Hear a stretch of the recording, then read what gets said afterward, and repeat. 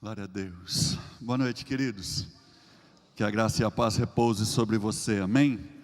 Glória a Deus. É um privilégio tremendo poder estar nesse lugar, né?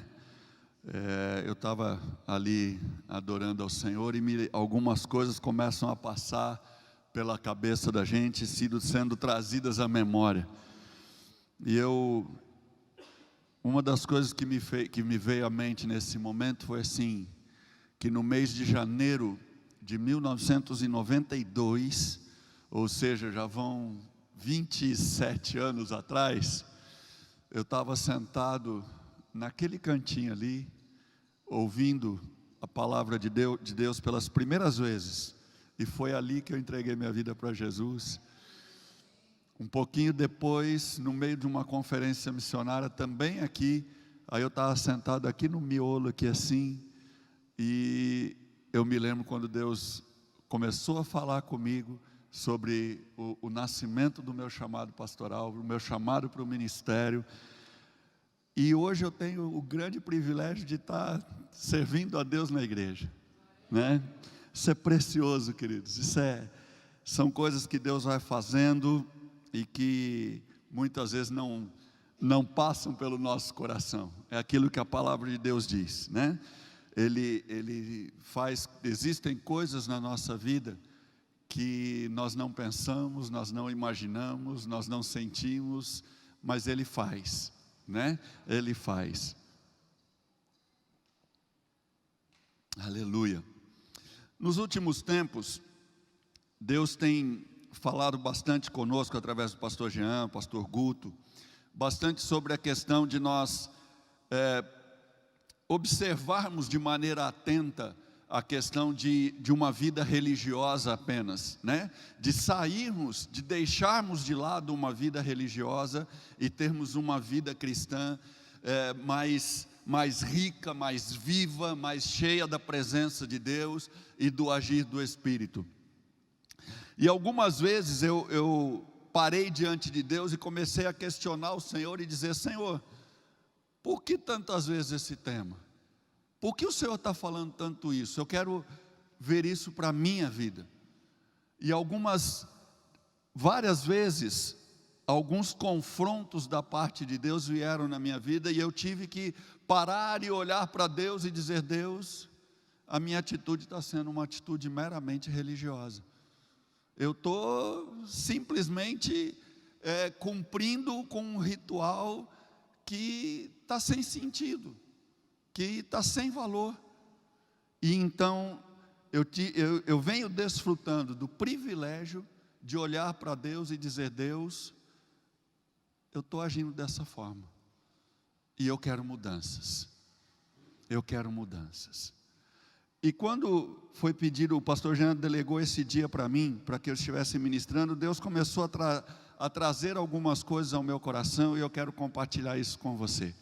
Abre a tua Bíblia comigo, no livro do profeta Isaías, no capítulo de número 58. O livro do profeta Isaías, capítulo 58.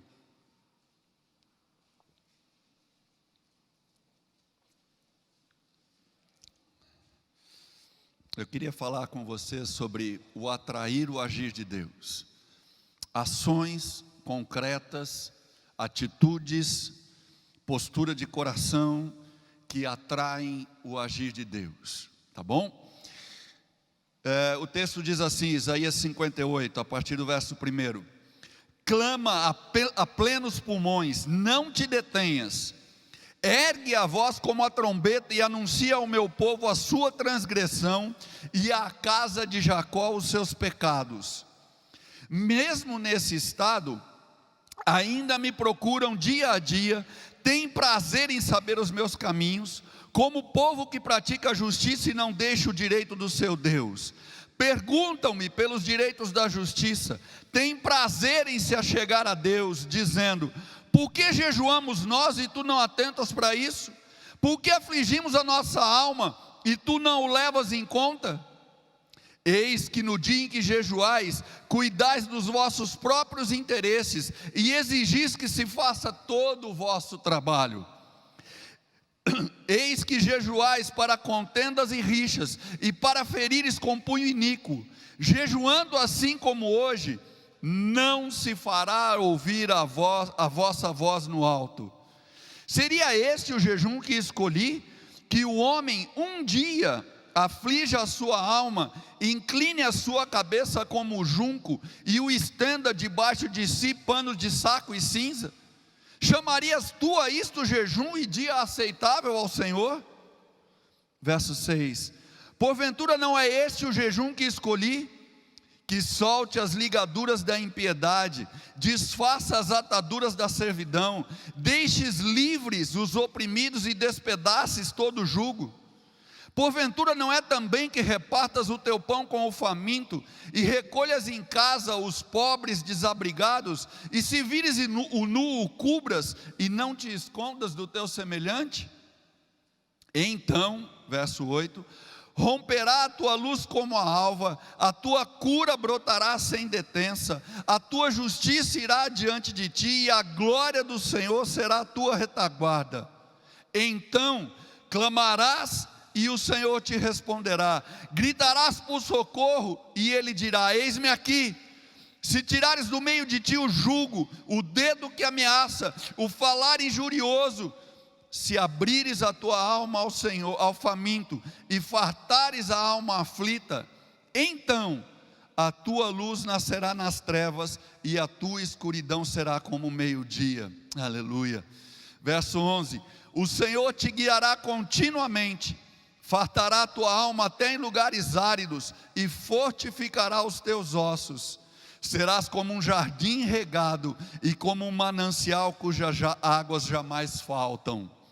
Os teus filhos edificarão as antigas ruínas, levantarás os fundamentos de muitas gerações, e serás chamado reparador de brechas e restaurador de veredas, para que o país se torne habitável. Verso 13: se desviares o pé de profanar o sábado, e de cuidar dos teus próprios interesses no meu santo dia, se chamares ao sábado deleitoso e santo dia do Senhor, digno de honra, e o honrares, não seguindo os teus caminhos, não pretendendo fazer a tua própria vontade, nem falando palavras vãs, então te deleitarás no Senhor. Eu farei cavalgar sobre os altos da terra, e te sustentarei com a herança de Jacó teu pai, porque a boca do Senhor o disse. Aleluia, aleluia. Feche os teus olhos, queridos, mais uma vez, por favor. Pai, eu quero apenas clamar que o Senhor continue a agir, a passear no nosso meio e a falar com cada um de nós, porque foi para isso que nós viemos aqui, para ouvirmos o Senhor, em nome de Jesus. Amém, amém. Capítulo 58 de Isaías está inserido num contexto histórico, onde o reino de Israel vem dividido: o reino do norte, chamado de Israel, o reino do sul, que tinha as tribos de Judá e Benjamim. Israel tinha a sede do reino em Samaria, Judá a sede em Jerusalém. E Isaías é um profeta que age no reino do sul, em Judá, mais especificamente em Jerusalém. E nessa época do capítulo 58, Israel está sob o domínio do Império Babilônico. O domínio do Império Babilônico está estabelecido ali. E é interessante quando nós pensamos nisso, porque aparentemente pode parecer uma contradição, mas depois do período de Salomão, esse período histórico é o período onde Israel experimenta o maior, um tempo mais alto de prosperidade. Cativo do Império Babilônio, mas eles experimentam prosperidade. Era a política do Império Babilônico. Eles não destruíam tudo de uma forma genérica. As coisas continuavam acontecendo. E em Israel as coisas vinham relativamente bem.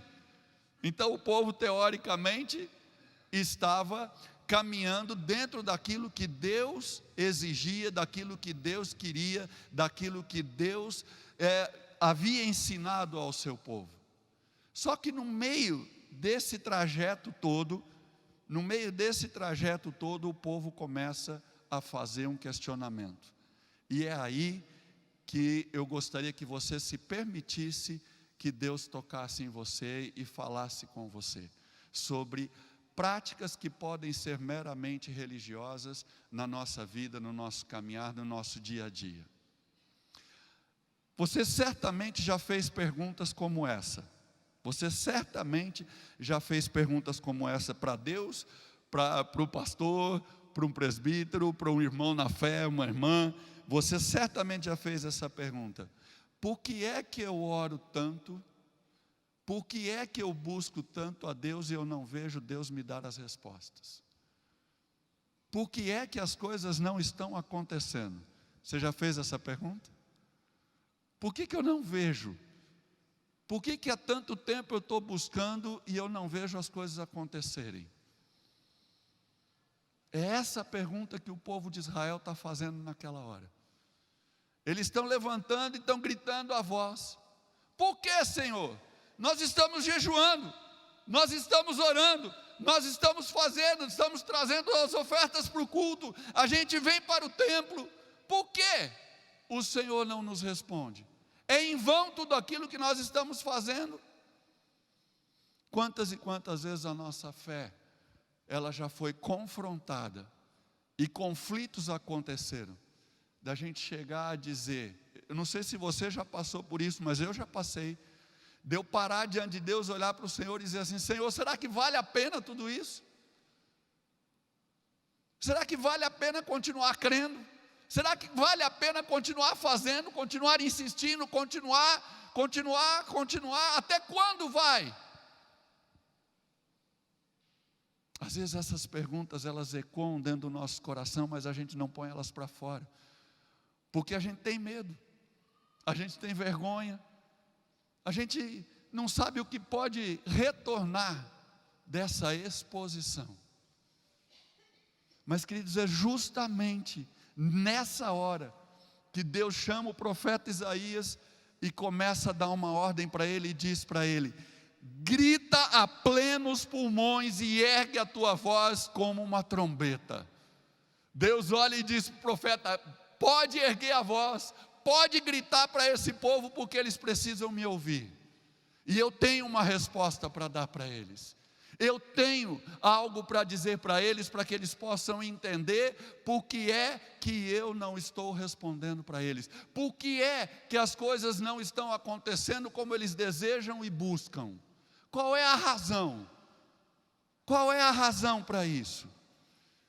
E a ação do profeta vem com uma denúncia do pecado deles. A denúncia do pecado que afligia a prática religiosa do povo de Israel naquele período. Jejuavam, oravam, ofertavam.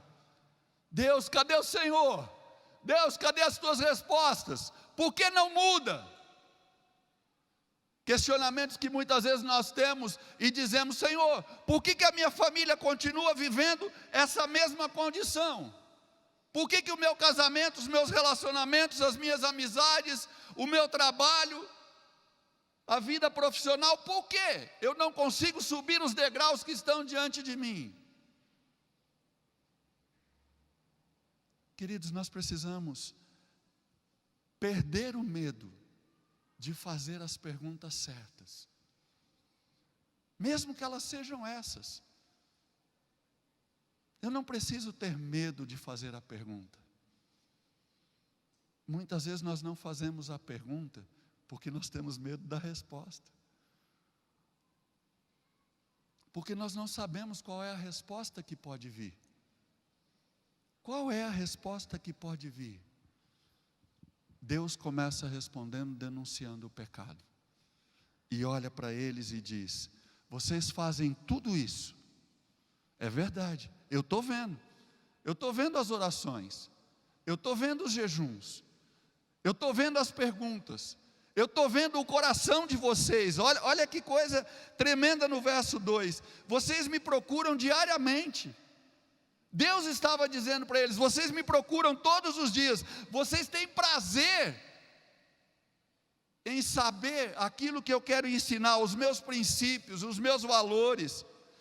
Vocês fazem isso porque vocês amam praticar a justiça, vocês não deixam o meu direito, vocês me perguntam pelos direitos de justiça, vocês têm prazer em chegar a Deus. Deus está revelando o coração do povo. Mas na sequência, na primeira parte, depois do verso 3, depois da pergunta deles, Deus começa a mostrar para eles onde estava o erro.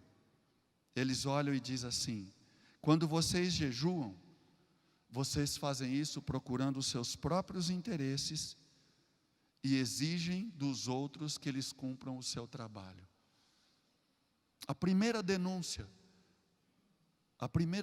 que ele faz para o povo é: olha, vocês vêm e jejuam, mas vocês estão correndo atrás apenas das coisas de vocês, e enquanto vocês estão aqui, vocês estão exigindo daqueles que trabalham para vocês, dos empregados de vocês, que eles cumpram com todas as obrigações que eles têm. Vocês não aliviam as cargas deles, para que eles também possam vir buscar a Deus. Na essência, ou para a gente resumir essa história, havia um grande conflito ali entre eles. Um conflito entre as ações deles e os sentimentos do povo. Eles faziam tudo aquilo, mas o amor ficava de lado. A intenção voltada ao próximo não era valorizada, não era colocada em prática. Queridos, a vida cristã, ela nunca foi e nunca será uma vida solitária. Jamais. Ela nunca foi e nunca será uma vida individual. É claro que eu tenho que ter a minha vida pessoal. É diferente ter uma vida pessoal de devoção a Deus, de cultivar a minha intimidade com Deus, de conhecer a palavra de Deus, de buscar a Deus. Outra coisa é ser individualista, apenas e tão somente voltado para mim. Pensa um pouquinho. Cristo jamais agiu apenas de maneira individual, suprindo necessidades dele ou algo voltado para ele. Era sempre para o próximo. E é esse o princípio que ele deixa para nós. A vida cristã, ela é uma vida comunitária. Ela é uma vida comunitária, ela é vivida de maneira comunitária. Nós vamos orar e jejuar por alguma coisa. Ou alguém chega perto de você, eu chego perto do Juba, chego perto dele: pastorzão, estou precisando de ajuda. Ora por mim. E expõe uma determinada situação para ele. Eu vou falar com o Juba, que aí a gente é pastor, depois a gente acerta as coisas e fica tudo certo. Mas qual que é a resposta mais comum? Não, meu irmão, pode deixar, eu vou orar sim. Vamos ser sinceros. Você lembra de orar depois? Na maioria das vezes a gente acaba se esquecendo. Não é por maldade, não é por falta de caráter, não é nada. A gente acaba se envolvendo com tantas coisas que a gente acaba não colocando em prática o que o outro precisa. Procure pensar um pouquinho no seu tempo de oração. Quanto tempo daquele momento que você tem com Deus é dedicado para você interceder pelos outros? Por pessoas que precisam, pelos pastores da igreja, pela igreja, pelos ministérios da igreja. Isso gera vida em nós, querido. Isso gera vida, e vida abundante, porque a gente começa a enxergar que o mundo é muito maior do que a gente, do que o nosso próprio mundinho. E isso melhora os nossos relacionamentos. Quando nós oramos, jejuamos pelas situações do próximo, do outro, o mundo se torna maior, a realidade se torna mais ampla. Eu consigo perceber que existem outras situações, outras pessoas, outros problemas, além de mim e dos meus. Isso me torna uma pessoa menos egoísta, menos individualista, que pode gerar e doar vida para os outros. Eu quero incentivar você, porque esse foi um dos meus confrontos. E uma das coisas que Deus tratou comigo foi justamente isso. Caio, você está agindo de uma forma extremamente individualista e religiosa, porque você sabe orar e jejuar por você, ou pela sua casa. E a sua igreja? E os seus amigos?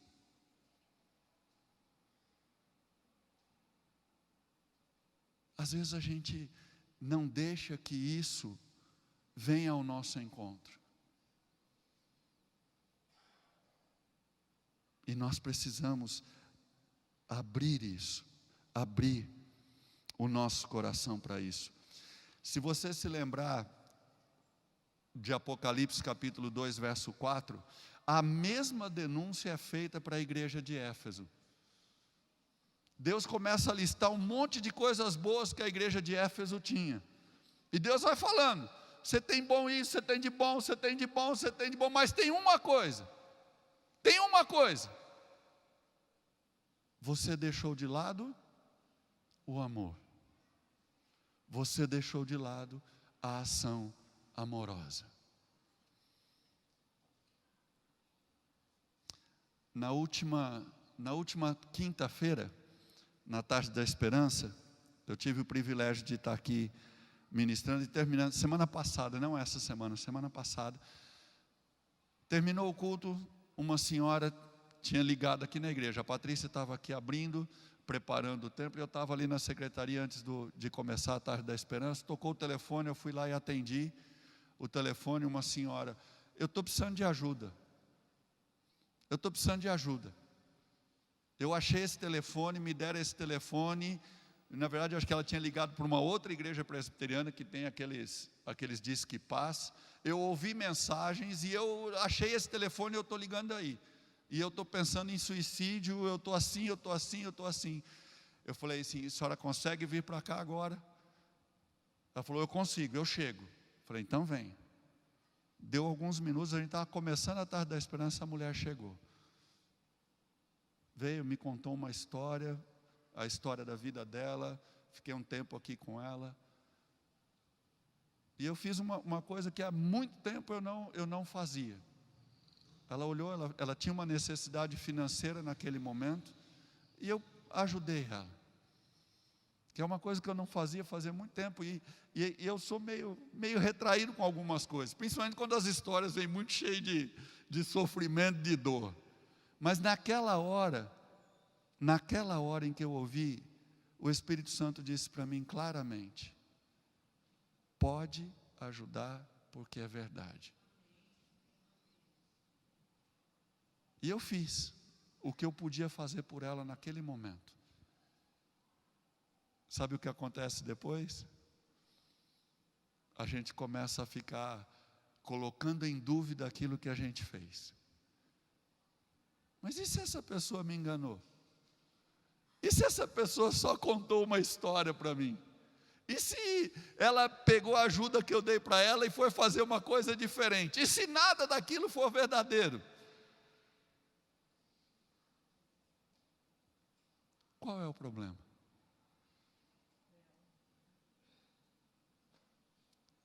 Foi o que Deus trouxe ao meu coração. Se eu fiz aquilo que eu entendi que Deus mandou eu fazer, e fiz motivado pelo amor, acabou, eu cumpri com a minha parte. Eu fiz o que Deus mandou eu fazer. Eu venci a barreira do eu, para pensar no outro. É essa barreira que nós precisamos romper. Essa barreira precisa ser rompida. porque é isso que gera avivamento, é isso que gera o mover de Deus em e através de nós. Olha comigo no verso 6 e no verso 7. Olha o que diz o verso 6 e o verso 7. Deus começa a questionar, ou continua a questionar o povo agora. O povo estava perguntando para Deus, agora Deus olha para eles e diz assim: porventura não é esse o jejum que eu escolhi? Que soltes a ligadura da impiedade, desfaças as ataduras da servidão, deixes livres os oprimidos, despedace todo jugo. Porventura não é também que repartas o teu pão com o faminto, recolhas em casa os pobres desabrigados, e se vires o nu, o cubras e não te escondas do teu semelhante? Deus olha para eles e começa a dizer: olha, o que eu quero, o verdadeiro jejum que eu quero, a verdadeira oração, a vida de adoração, o serviço que eu quero, a vida cristã que eu quero, é que você tenha atitudes concretas em direção ao outro, ao próximo. E aí ele continua, olha o verso 8. Então, depois que eu ajo conforme o Senhor nos ensina, então, o verso 8, romperá a tua luz como a alva, a tua cura brotará sem detença, a tua justiça irá diante de ti, e a glória do Senhor será a tua retaguarda. Aleluia. Você está entendendo, querido? Deus olha para mim e para você e diz: pratique, exercite, realize. Então, as bênçãos começarão a aparecer. Então o agir de Deus começará a se tornar real e concreto no seu caminhar. Isso leva a gente a pensar em muitas coisas. Mas eu queria que você pensasse um pouquinho. Eu queria que você pensasse um pouquinho em você com a sua família, nos seus relacionamentos de amizade, e por que não, no relacionamento dentro da comunidade da igreja. Eu queria que você parasse para pensar. Muitas vezes, a gente está conversando com um casal, a gente está ajudando em alguma dificuldade, orientando, orando, e a gente percebe exatamente isso. A pessoa primeiro quer receber, ela primeiro quer ser servida, ela primeiro quer ser satisfeita. O problema é que do outro lado, o outro envolvido tem a mesma expectativa. O outro quer a mesma coisa. O marido chega perto da esposa e ele quer receber carinho, ele quer receber abraço, ele quer receber amor. Do outro lado a esposa chega, quer receber carinho, quer receber abraço, quer receber amor. Aí tem o filho, a filha, quer receber o quê? Abraço, carinho, amor. O pai e a mãe quer receber o quê dos filhos? Carinho, abraço, amor. Não é assim? Sabe o que vira? Um monte de pulguinha.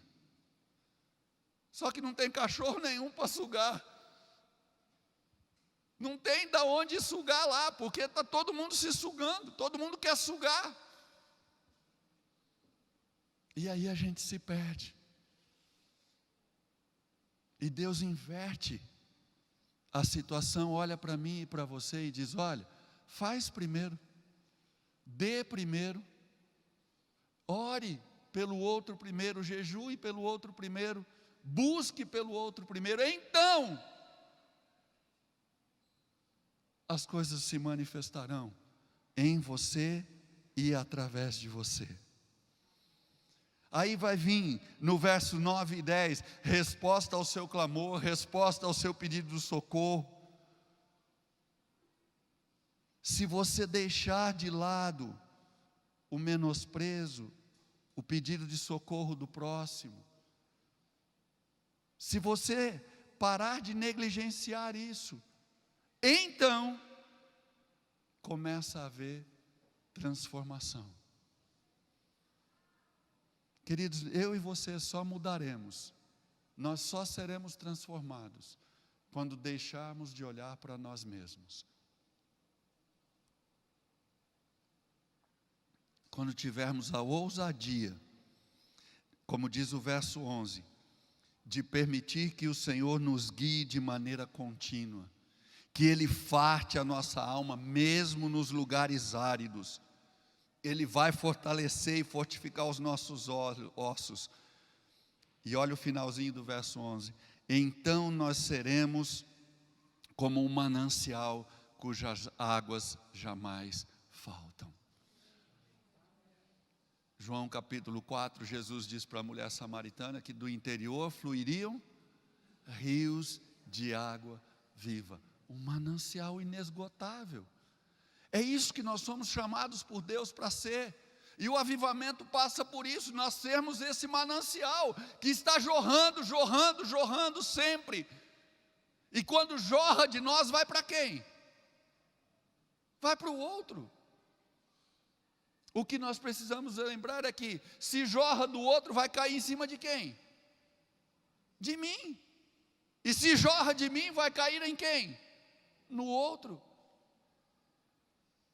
E é isso que precisa continuar acontecendo e ser aquecido nos nossos corações. Nós precisamos permitir que o nosso coração seja aceso, para sairmos desse, do nosso pequeno mundo, e olharmos para os horizontes e sabemos que tem muito mais ao nosso derredor. A nossa vida pode ser muito, mas muito maior. Eu queria me deter um pouquinho mais com você no verso de número 12, porque tem algo muito, muito sério nesse momento, quando Deus está falando através do profeta Isaías. Até agora ele está dizendo, você vai fazendo, você vai mudando as intenções do seu coração. Chega no verso 12, ele diz assim: os teus filhos edificarão as antigas ruínas, levantarás os fundamentos de muitas gerações, e serás chamado reparador de brechas, restaurador de veredas, para que o país se torne habitável. Queridos, aquilo que nós exercitamos hoje, aquilo que nós nos permitimos ser confrontados e permitimos que haja mudanças, ele tem reflexos geracionais. Eles vão se refletir nas nossas gerações futuras. Lembra lá de Deuteronômio 6? Ensina a criança, inculca na criança, escreve nos umbrais das portas. Depois Provérbios vem e reforça aquilo, e começa a dizer, ensina a criança no caminho que ela deve andar, segundo os propósitos que você tem para ela. Queridos, eu olho para as igrejas hoje, e eu vejo uma lacuna que está aberta, e que exige um esforço grande da nossa parte. Há um abismo entre gerações. Há um abismo entre gerações. Eu ouso dizer uma coisa para vocês. Poucas vezes eu vi uma geração de jovens tão carente e tão deficitária ou deficiente como nós temos atualmente, em todos os sentidos. Na vida espiritual, na vida familiar, nos sonhos que podem almejar a nível profissional.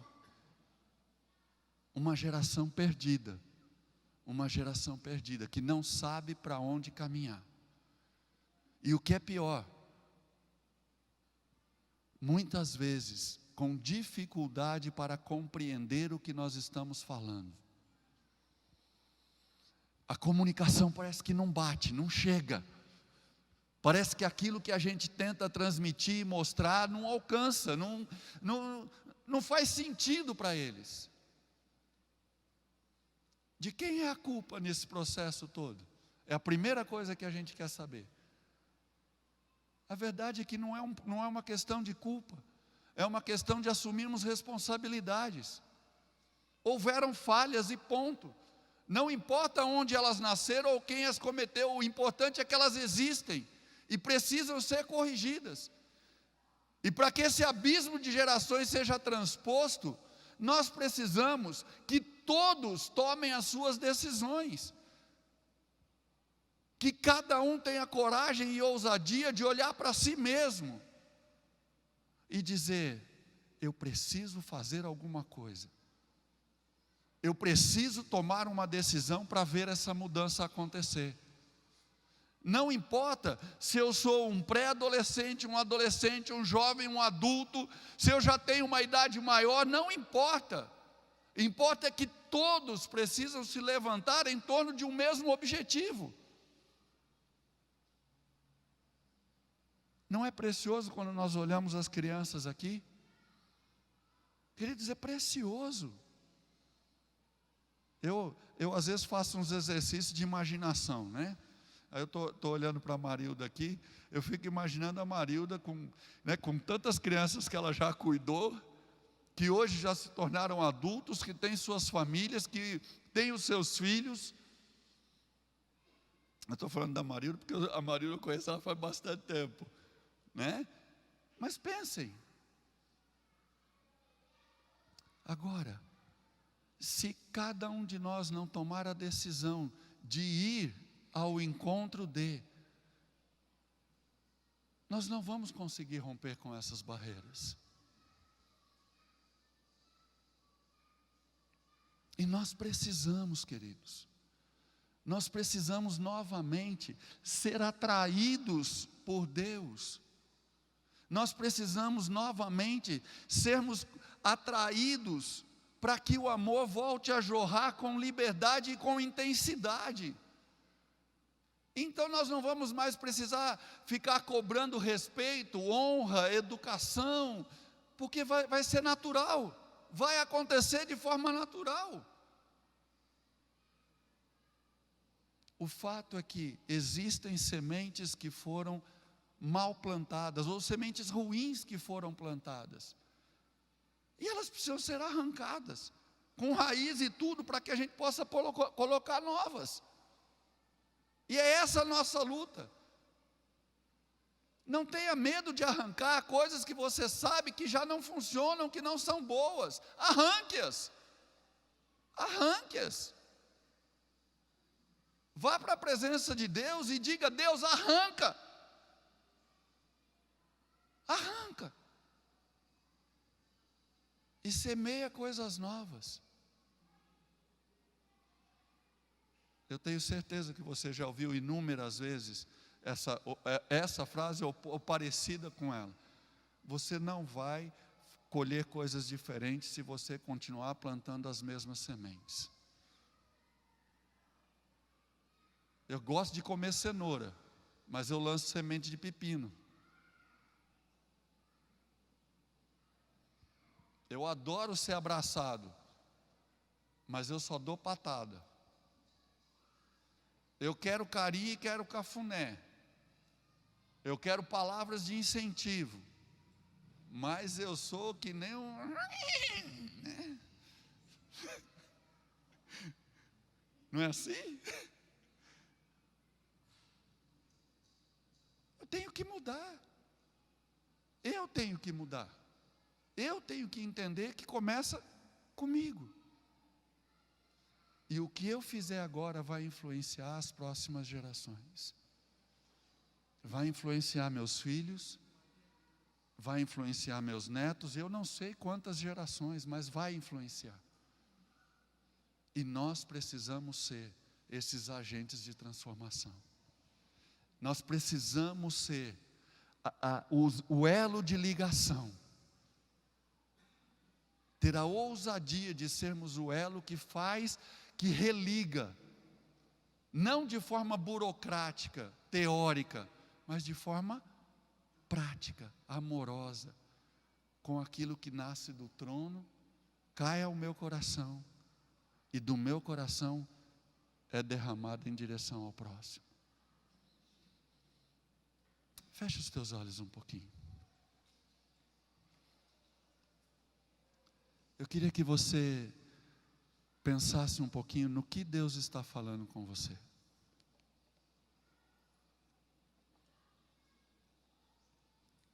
Eu não sei qual área da tua vida, ou quais áreas da tua vida, ou o que foi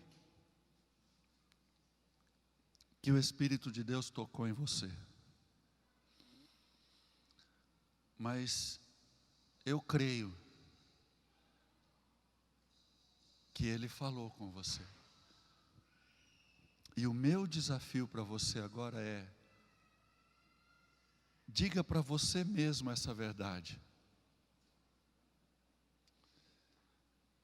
Ouse dizer para Deus: Deus, eu entendi. Ouse dizer para o Senhor: Senhor, eu estou vendo.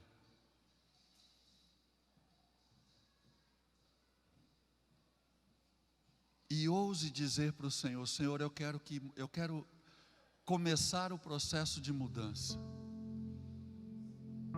Porque eu quero ver as respostas do Senhor. Eu quero ver o Senhor respondendo. Eu quero ver o Senhor agindo. Eu quero vida verdadeira, vida jorrando em mim e através de mim.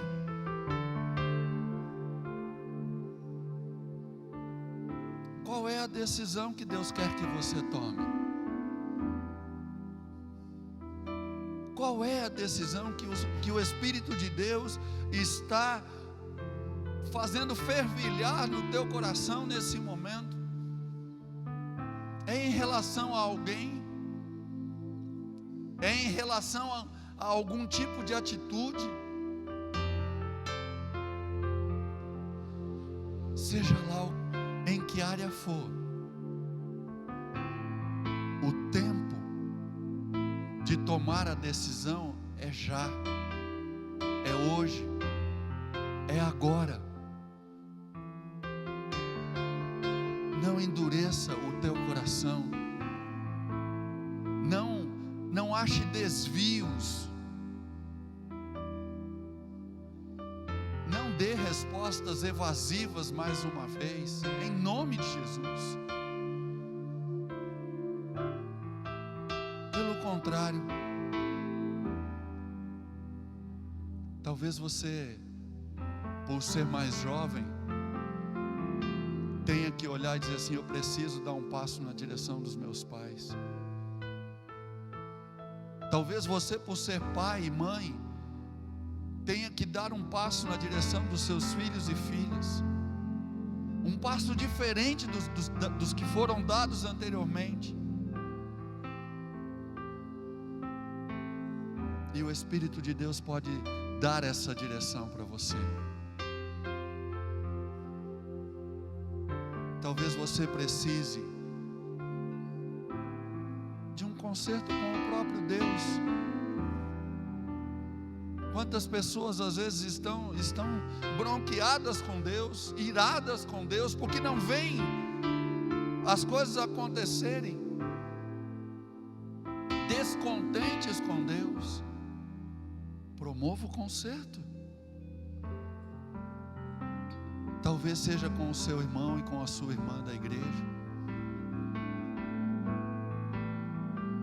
que você precise parar, procurar e dizer: olha,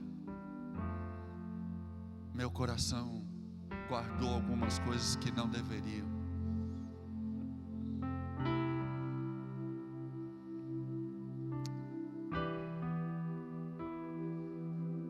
Se você tem o desejo de promover uma mudança, se você quer que Deus haja em teu coração para promover mudanças, eu quero desafiar você a se colocar de pé e vir aqui na frente, que eu quero orar por você. Nós queremos orar por você, nós queremos abençoar você. Você enxergou alguma coisa, você quer uma mudança, você está disposta a dar o passo na direção da mudança, eu quero desafiar você. Enquanto a gente adora, eu quero pedir que você se levante e venha para cá. Nós vamos orar juntos na busca dessa mudança pelo Senhor, em nome de Jesus.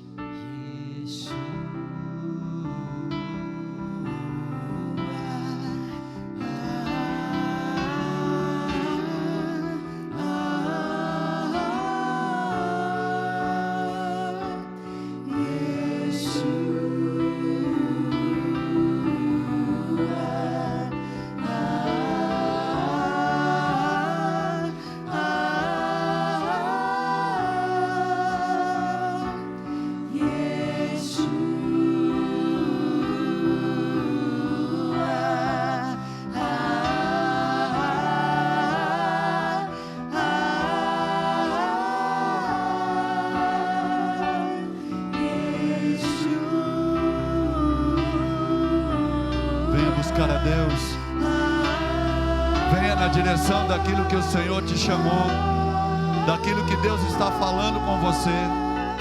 Venha.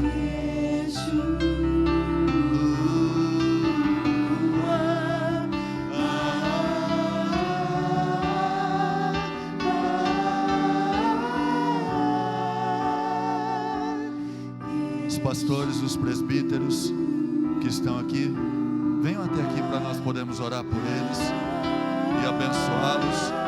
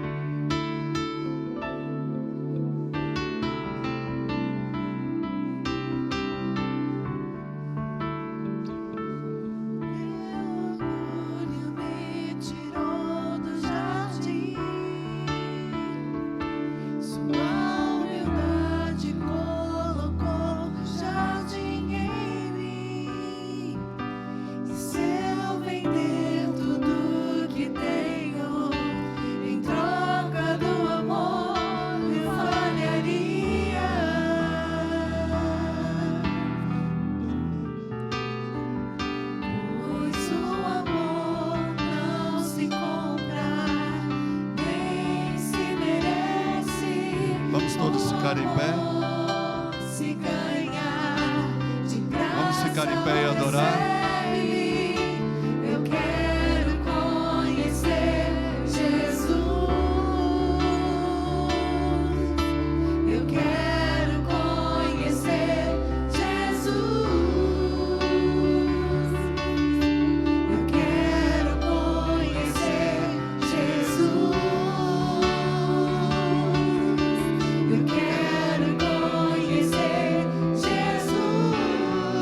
Diga isso ao Senhor. Diga que Ele é o teu amado, que Ele é o mais belo, que é Ele quem você deseja, que é Ele quem você busca.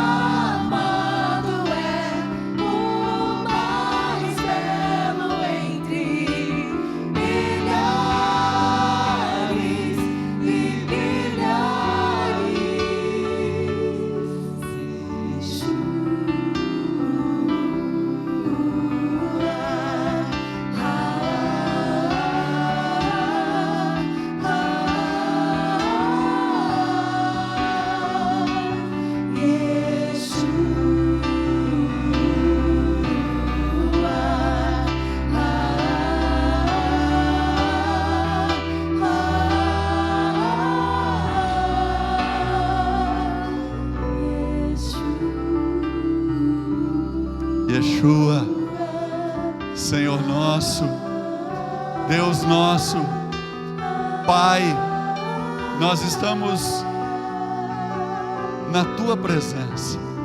Que cada um destes Teus filhos e filhas que estão aqui esta noite, tanto os que vieram à frente, quanto aqueles que estão nos seus lugares, tenham essa semente que o Senhor lançou hoje, como um tesouro precioso.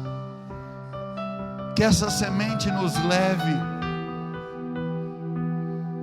a vivermos um processo de transformação, de uma mudança de ações e de atitudes, que nos impulsione na direção de agirmos de maneira amorosa,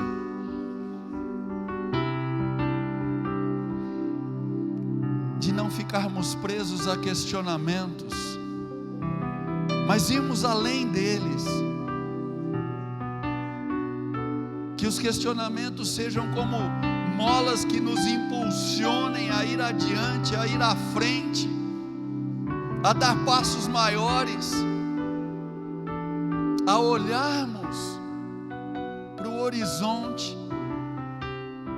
e enxergarmos como o Senhor vê, a sentirmos como o Senhor sente e a agirmos como o Senhor age.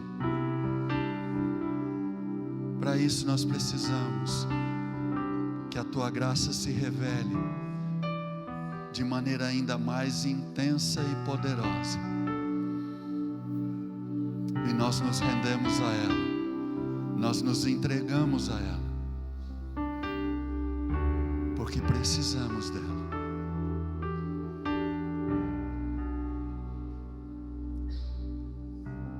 Que a Tua graça se perpetue sobre nós, se multiplique em nós, que o Teu amor também se multiplique no nosso viver e no nosso caminhar, e que sobre tudo isso repouse a unção e o poder do Espírito, até que nos encontremos com o Senhor. Amém.